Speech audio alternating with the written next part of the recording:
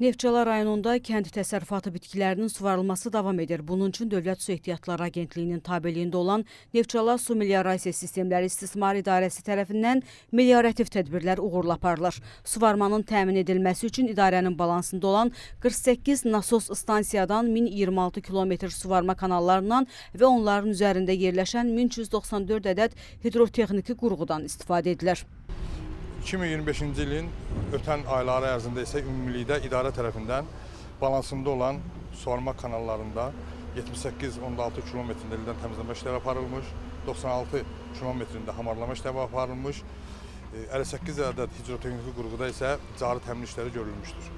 Bu il Neftçala rayonunda pambıq, taxıl və digər kənd təsərrüfatı təyinatlı bitkilərdən bol məhsul gözlənilir.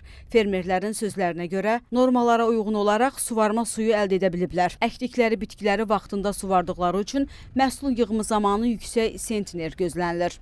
Üzərində dayandığımız ümumi uzunluğu 8 kilometr uzunluqla əvvələ torpaq kanal olubdur.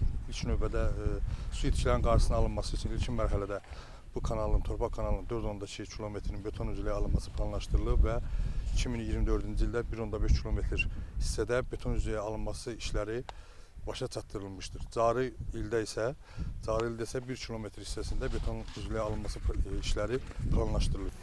Qeyd edək ki, Neftçala Su Meliorasiya Sistemlərinin İstismar İdarəsi əkin sahələrinin suvarılmasını həyata keçirməklə bərabər rayonda yaşayan əhalinin fasiləsiz, keyfiyyətli və dayanıqlı içməli su ilə təminatını yerinə yetirir.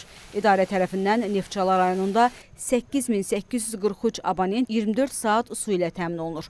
Bunun üçün ümumi uzunluğu 76 kilometrə yaxın olan içməli su kəmərindən istifadə edilir.